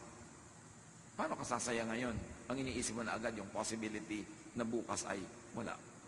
Matthew 6:34, therefore do not worry about tomorrow. Sabi ni Jesus, for tomorrow will we worry about itself. Each day has enough trouble of its own. Ang grasya sa iyo ng Diyos, kasya para sa mga troubles of today. Pero hindi yan para sa troubles of tomorrow. Tomorrow's troubles will be accompanied by tomorrow's blessings. Tomorrow's needs will be accompanied by tomorrow's provisions. But when you divide your provision for today between the need of today and the need for tomorrow, both today and tomorrow, you will have only one half. You will be lacking all the time. May tamang panahon. Hindi naman sinasabing huwag kang magplano para sa future, maging pabaya ka na lang. Pero magtanim ka para sa future, pero pagkatanim mo, diligan mo, ayusin mo, huwag ka mag-worry about it. And then, kainin mo yung binibigay ng Diyos para sa iyo today. Proverbs 27:1, do not boast about tomorrow, for you do not know what a day may bring forth. So kung masyadong isipin nyo ang layo-layo pa, kasi hindi mo nga alam kung buhay ka pa pagdating ng oras na yun. Pinroblem tayo sa pa ngayon, nabawasan pa yung happiness mo na dapat for today, lugi ka. James 4:13-14. Now listen, you who say, today or tomorrow we will go to this or that city, spend a year there, carry on business and make money. Why? You do not even know what will happen tomorrow. So meron kang general plan for the future, but you don't become too obsessed with it. May preparation ka, generally speaking, when it comes, but you don't destroy your today worrying about tomorrow. And definitely, you don't destroy your today thinking about the past. Lalo namang walang mangyayari dahil tapos na yun. Thought, remembrance, imagination are read by the body the same way as it does very real and very present stimuli. Yung mga guni-guni, mga gunita, mga imahinasyon, kahit hindi yan nangyayaring totoo, pag iniisip natin, ang interpretation ng katawan natin, totoong nangyayari. Kaya yung katawan, nagre-respond, sumasagot. Kaya kung iniisip mo isang bagay na nakakatakot, adrenaline is released into your bloodstream kahit hindi kailangan. Kaya pag nag-isip ka ng mga bagay na nakakatakot, nakakagalit, mamaya pagod na pagod ka, kasi yung adrenaline was released into your blood system. At ang ending noon, pagod ka. Bantayan ang iniisip. Yung mga nag-iisip ng problema, at least kung problema ang darating sa future, they suffer at least twice. They suffer now thinking about it, and they suffer pag dumating na yung oras na yun. Isa yan sa mga burdens ng pagmamahal. Pag may mahal ka, ang laging fear mo, baka siya mamatay. So kasama mo siya ngayon, baka siya mamatay. Pero buhay na buhay pa siya. So yung katawan mo, nagre-response sa idea na yun. Nalulungkot na siya, nagwo-worry na, tapos bukas baka siya mamatay. Iniisip mo yun. 50 taon mong kasama sa buhay. Isipin mo, 50 taon mong iniisip mo baka siya mamatay. So pag namatay na talaga yan, doon ka ngayon magre-respond na naman ng totoo. So 2 beses ka nag-suffer. Before and during. And the before could be a lot of days, a lot of years. Ang dami natin laging iniisip. Kaya kung minsan yung iba, nasa bakasyon, iniisip na ko pag uwi ko, baka marami kong problema. Huwag pa naman naisipin pag uwi mo na. Kasi nasa bakasyon ka, hindi ka nag-enjoy. Yung problema, ang iniisip mo, pagdating mo may problema nga, 2 beses ka nag-suffer. Paano kung pagdating mo walang problema? At least you suffered already once, imagining it. Yung pala naman, hindi mangyayari. Mga anak ng Diyos, isa yan sa mga dapat nating mapagsanayan to control our thoughts. Kung saan mo pinapayagang dalhin ka ng thought mo, doon niya dadalhin ang katawan mo, ang kalusugan mo, ang ugali mo at ang asal mo. The body reacts accordingly to your thoughts. Kaya tingnan mo, pagka ikaw ay seloso sa iyong mahal sa buhay, o selosa ka, kahit wala siyang ginagawa, inaaway mo na. Kahit wala siyang ginagawa, hindi mo man awayan, nakasimangot ka. Pag uwi, nakasimangot ka, wala kang gana. Kasi inimagine mo, meron siyang kalaguyo kanina sa mall. Imagination mo pa lang yun, pero naapektuhan na yung asal mo. Bibigyan mo asawa mo ng kape, malamig. Bakit malamig, dear? Pag-initan mo. Diba? Bakit ka ganyan? Kasi ini-imagine ko may kasama ka. Yung ganon. Pero hindi mo naman siyempre aaminin na may ini-imagine ka. Ang masama nun, yung wala naman pala, nagdusa ka na. Ngayon, kung meron talaga, sabi mo, Pastor, paano kung meron talaga? Doon ka lang magdusa. Pag nalaman mo na. Pero hindi mo pa alam, nagdudusa ka na, di ba lugi ka niyan? Paano ko po mapaghahandaan? Wala naman talaga nakakapaghanda sa ganyan. Meron ba talagang napigil pagka gusto? Naku, hayaan mo. Gumawa ka ng buhay mo, masaya ka, productive ka, para kung sakali mangyari yon, hindi ka pilay na pilay na pilay. Yan ang sinasabi, maganda ka sa future, pero don't be obsessed with the future. Yung paano po kaya pagka nagluko yung asawa ko, mga 10 years from now, ngayon in love sa akin, pero ang dami ko na pong nakitang pagkatapos, iniiwan yung asawa, ano pong paghahanda ang gagawin ko? Mag-gym po ba ako? Magpapasexy ako? Magpapaganda ako? Ang dami magagandang iniiwan pa rin. Gusto mo maghanda? Pero ipanalangin mo huwag matuloy. Maghanap buhay ka. Kailangan may pera ka. Para pag iniwan ka, hindi ka gutom. Ngayon, hindi ka iniwan, di doble pera nyo, masarap. Dapat nag-aanda ka, hindi yung negative na puro fear, wala ka namang ginagawa. Imagine, and you will feel. Imagine in your body experiences very physical effects of thought. Kaya yung halimbawa, matatakotin. Sa gabi, ayaw matulog mag-isa, ayaw patay ang ilaw. Sa kabilang kwarto, meron kang isang kasambahay doon na tahimik at masarap ang tulog, ikaw hindi. Bakit? Anong pinagkaiba? May multo ba sa kwarto mo at sa kanya wala? No. Magkaiba kayo mag-isip. Tinatakot mo ang sarili mo. Naku, amoy kandila. Mabuti nga lalayo ang mga lamok. Kaya mo, ka matakot sa mga ganyang bagay. Paano mo kinokontrol ang isip mo o ikaw ang kinokontrol niya? Your body suffers, gets tired, and gets sick. Ayon sa opinion ng maraming mga health practitioners, napakaraming sakit ang aalis sa katawan natin kung positive lang tayo mag-isip. Kasi kung ikay laging takot, laging galit, bumababa ang immune system mo. May dumadaan lang na hatching ng kapwa, may sakit ka na rin mamaya. Kasi negative ang attitude mo, galit ka. Mahirap daw tabla ng mga sakit yung masasaya.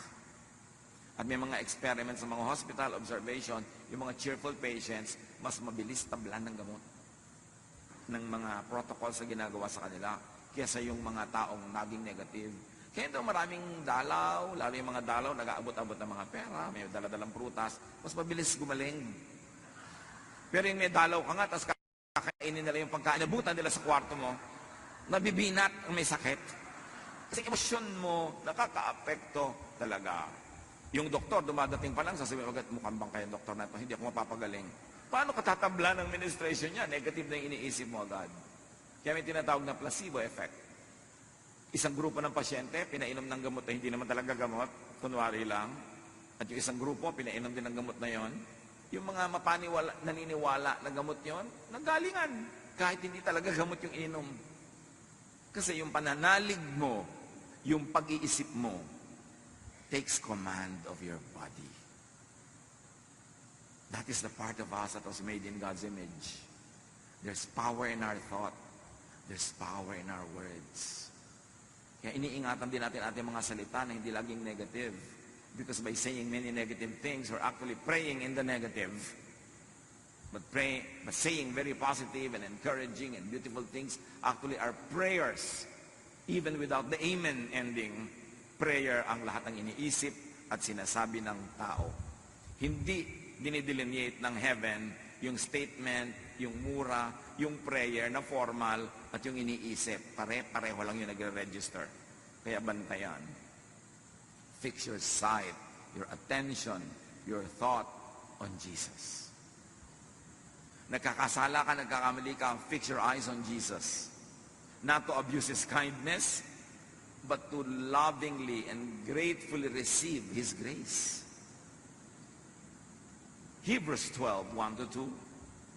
We must get rid of everything, and I say every thought that slows us down, especially the sin, and if we may read it as negative thought or lack of faith, that just won't let go. And we must be determined to run the race that is ahead of us. We are reading the verse in the context of our topic because it could be read many ways. Dahil napaka-general and universal ng mga ideas that can find many applications in daily life. So we must get rid of every thought that slows us down, especially negative thought, lack of faith, na ipinagpipilitang maghari sa ating isip. We must keep our eyes on Jesus, who leads us and makes our faith complete.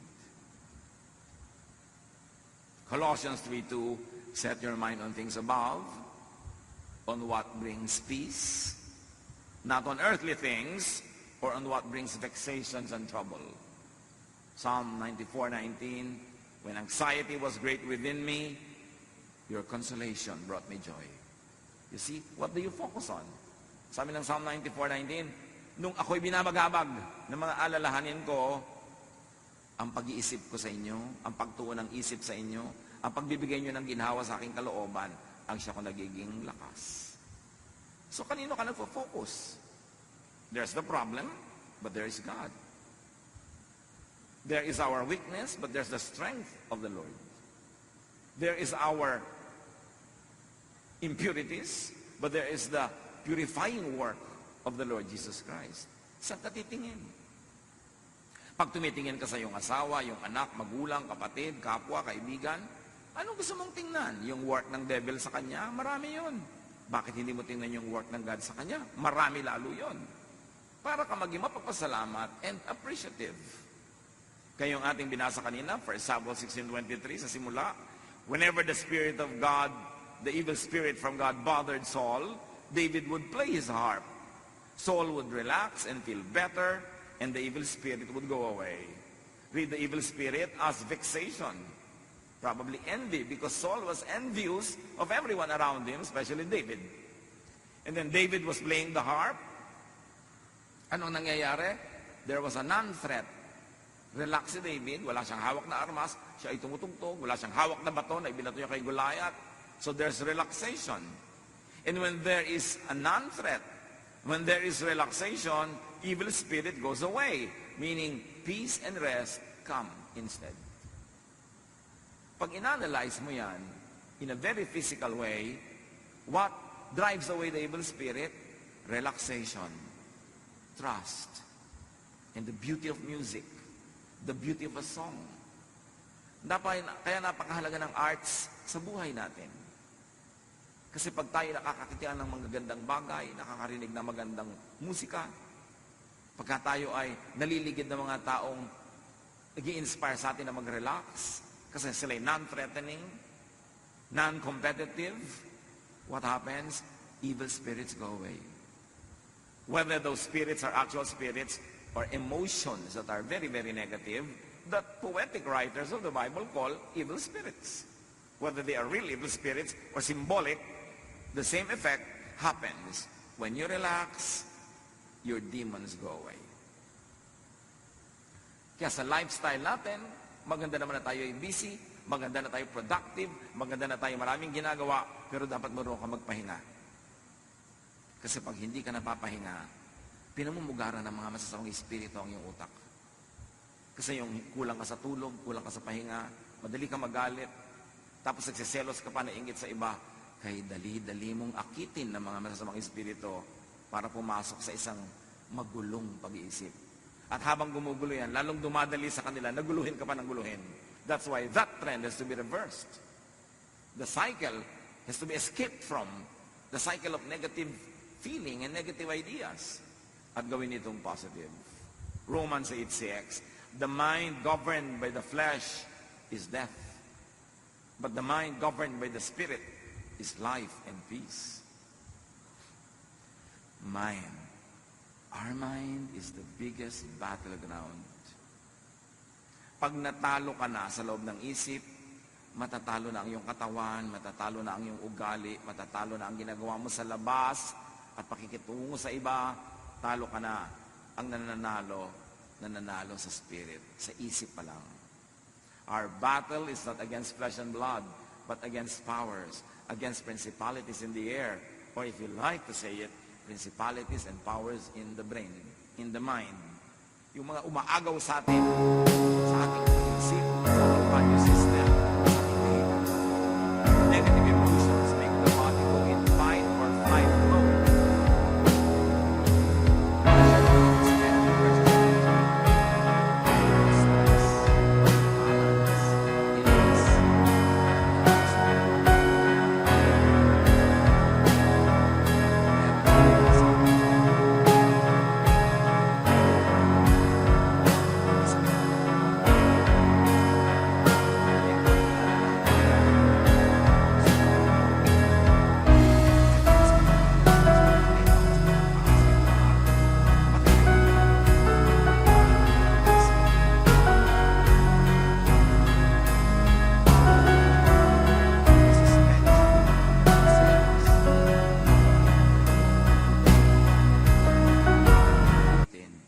Lagi may sakit.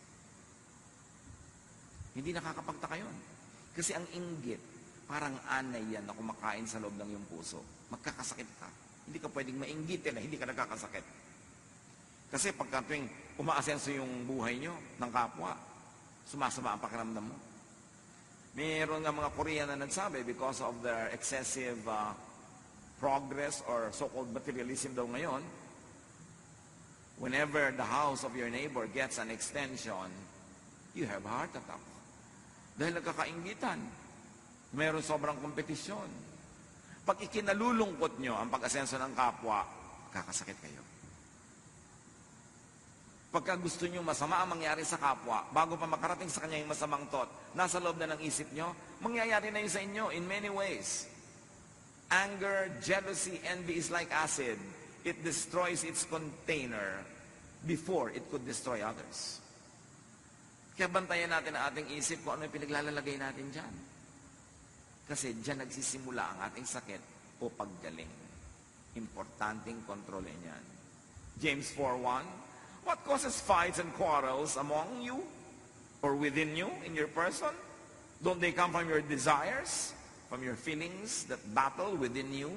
So you see, feelings that battle within you cause a lot of imbalance and it will cause a lot of problem. Isaiah 40:30-31, even youths grow tired and weary, and young men stumble and fall.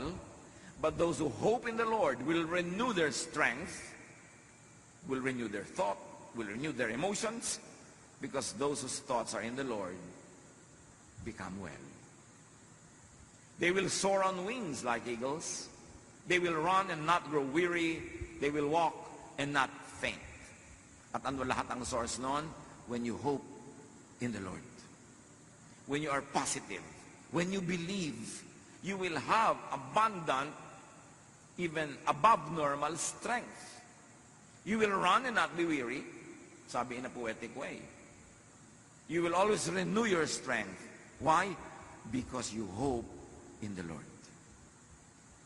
Nananalig ka, kumakapit ka sa Panginoon, madilim man, sumusunod kang nakakapit sa Kanyang nagtitiwala, dumadaan ka man sa mga hirap, alam mong may pag-asa, at lalabas ka rin dyan sa lalong madaling panahon. These are the people who emerge from their troubles. It's a matter of how you think. 1 Peter 5:8, be alert and of sober mind,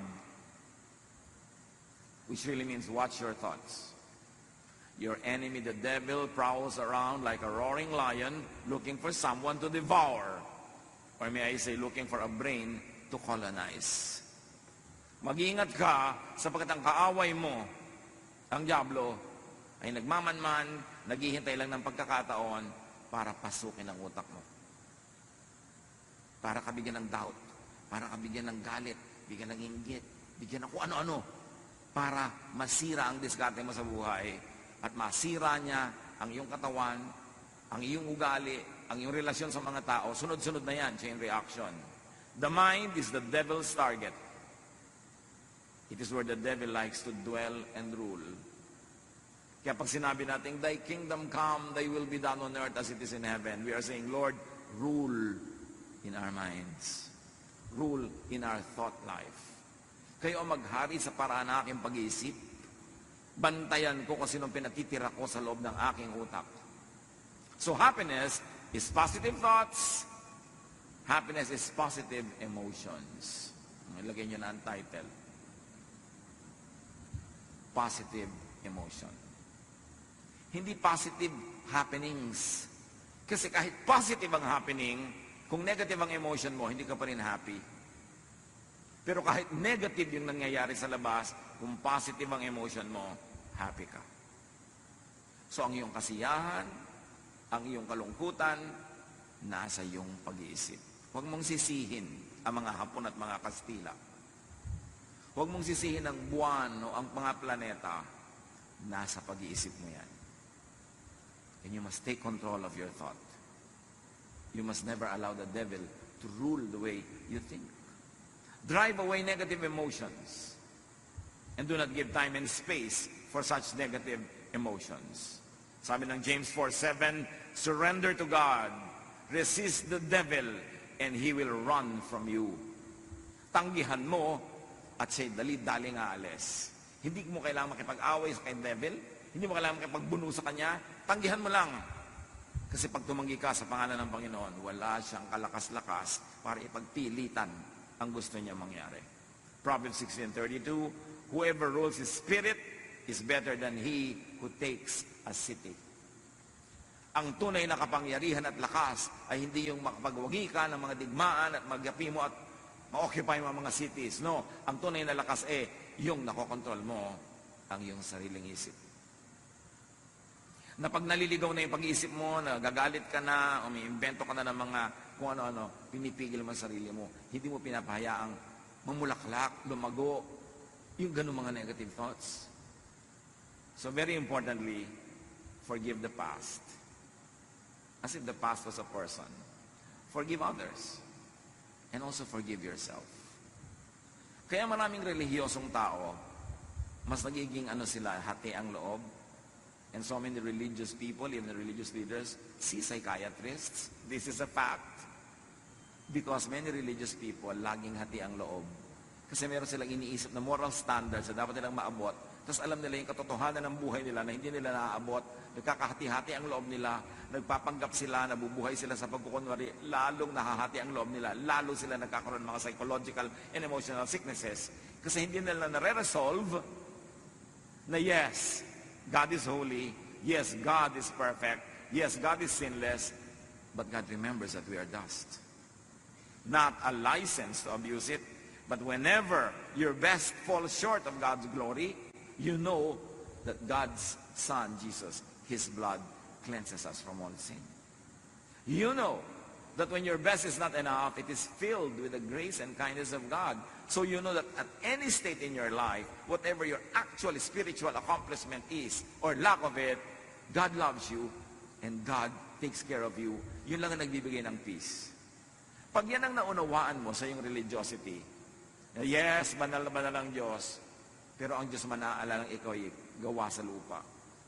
Natatanggap mo yun. Hindi mo inaabuso, hindi mo ginagawang lisensya para sinasadya mo ng magkulang, pero alam mo sa iyong mga pagkukulang, pinupuno ka ng Diyos, doon ka lang matatahimik. Kaya pag hindi naintindihan ng tao yung Jesusness, the love of Jesus, at i-misinterpret na yon as a wrong teaching, encouraging sin, which is of course not what it should be, pag hindi nyo yun naintindihan, magiging pabigat lang sa kanya ang religious belief. Magiging pabigat sa kanya ang religious membership and even a religious ministry.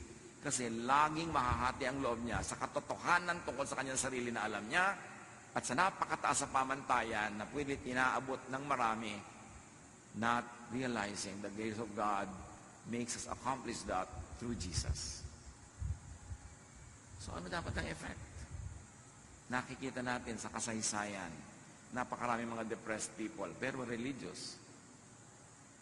Napakarami mga pagkukunwari, pagbabalat kayo. Kasi ang hindi nila nauunawaan, aside from God is holy, is that your faith, by the work of Jesus, makes you holy. That it fills all the kulang. Pero lagi kong idinidiin na hindi yung lisensya. Para huwag ka na gumawa ng tama, puro mali na lang, no. Sa pagsisikap mong paggawa ng tama, kulang at kulang pa rin yan. God remembers that we are dust. That's when the grace of God is your shelter, is your protection. And when you understand that and live in the spirit of peace and rest because of the work of Jesus, that's when you can have peace. Doon ka matatahimik. At yun ang pangako ni Jesus, my peace I give to you. Come to me, I'll give you rest. Paano ka magkakaroon ng peace and rest kung lagi kang uusigin ni Jesus dahil may kulang ka? Kundi, no.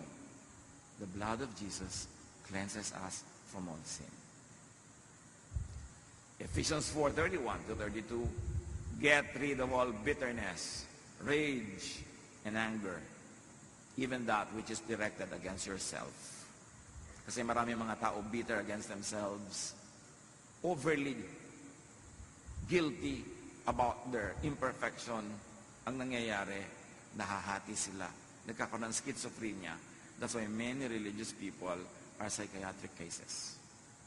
Hindi nila napagdudugtong yung kabutihan at kabanalan ng Diyos at yung kanilang pagiging tao na habang sinisikap nilang maging kawangis ng Diyos sa lahat ng mga bagay na kulang sila, pinupuno yun ng pag-ibig ng Diyos.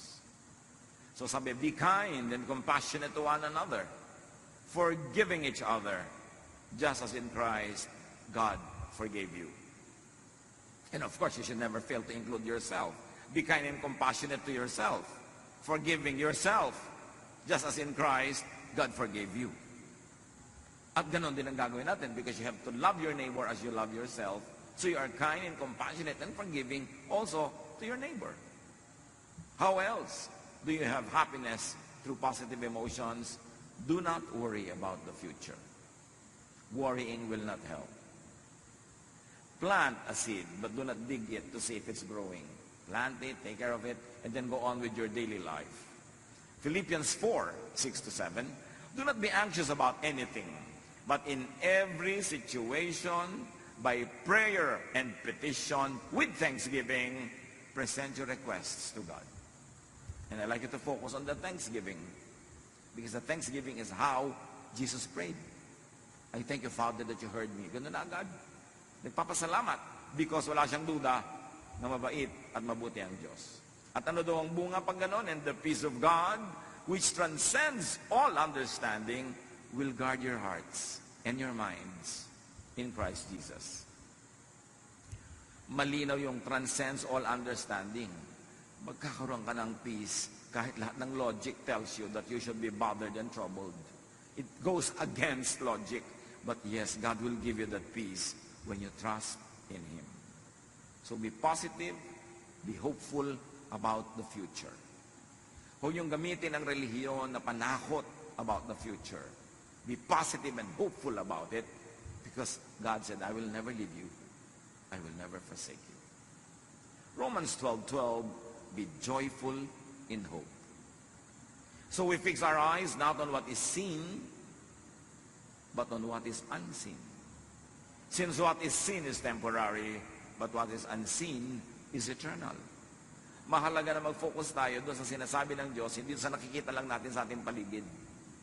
The unseen is more powerful than that which is seen, because what is seen is only physical. Philippians 4:8-9, whatever is true, noble, right, pure, lovely, whatever is admirable, if anything is excellent or praiseworthy, think about such things. Choose your focus. Kung mag-iisip ka na rin daw, pagtuunan mo kung ano yung totoo, ano yung marangal, ano yung tama, ano yung dalisay, ano yung maganda at kahanga-hanga. Yun ang isipin. Mag-iisip ka tungkol sa tao, yun ang isipin mo. Iisipin mo yung anak mo, yung asawa mo, magulang mo, yun ang isipin mo. Kasi hindi ka mauubusan ng makikita ng magandang dapat ipagdiwang. Pero pag ang titingnan mo yung negative, nakakasama ng loob, nakakagalit, may makikita ka rin. So it's not a matter of what is there, but what you choose to see. That is what you will see. At sabi, and the God of peace will be with you. Pagka marunong kang pumili ng pagtutuunan ng pansin, ng usapan, ng iyong imagination, piliin mo kung ano yung nagpapasaya sa'yo. And the God of peace will be with you. Very importantly, to be happy Live in the now. Not in the past, not in the future, in the now. Yung needs mo now, meron yung provision. Yung needs mo in the future, pag inisip mo ngayon, magwo-worry ka. Lalo naman yung mga needs mo in the past na pinagluluksa mo pa hanggang ngayon, parang kailan ka makakalaya mula doon? Psalm 118:24, this is the day that the Lord has made. We will rejoice and be glad in it. This is the day we will be glad in it. I will not worry about tomorrow. I will not mourn about the past. I will live in the now. Because God's provisions for now is all more than sufficient for now. Lamentations 3:22-23, the steadfast love of the Lord never ceases. His mercies never come to an end. They are new every morning. Great is your faithfulness. So the love of the Lord is new every morning. The mercies of the Lord are new every morning. The provisions of the Lord are new every morning. So tomorrow morning, you will receive those provisions. Don't worry about it now. Let others also enjoy positive emotions. Set others free to enjoy positive emotions. Meaning, huwag ka naman mang-asar. Huwag kang manggalit. Huwag kang manginggit. Huwag kang gumawa ng mga bagay na ikaiinis, ikagagalit ng iyong kapwa. Maawa ka rin sa kanya. Kasi bawat tao, survivor. Hindi mo alam kung anong pinagdaanan niya kahapon. Hindi mo alam kung anong pinagdaanan niya kahapon, nung nakaraang taon, nung nakaraang 10 taon. So payagan mo naman siyang sumaya ngayon. Kung pwede mo siyang huwag guluhin ngayon, huwag mo na siyang guluhin. May namatay, halimbawa, alas 9 ng gabi, malayo yung namatay, kailangan mo pa talagang sabihin doon sa mga tao today, mismo ngayon, namatay si ano, hindi na sila makakatulog buong gabi. Ba't yun nilang bukas? Total patay na. Hindi naman sila yung embalsamador. Hindi naman sila yung aayos ng mga arrangement. Ibabalita mo pa ngayon, maawa ka naman, patulugin mo na lang bukas na ng umaga. Pwede ba? Kasi wala na namang maiiba eh. Hindi lang siya makakatulog buong gabi. Meron tayong mga komisan, makapagsalita ka lang, makapagbalita ka lang. Alam mo na makakagulo sa kapwa, pwede namang i-delay pa, ibibigay mo na agad. That's unkind. Unless stakeholder yung tao, unless yung kanyang immediate attention and knowledge of it would change and make things change for the better. Pero may mga bagay na ipinagpapabukas na.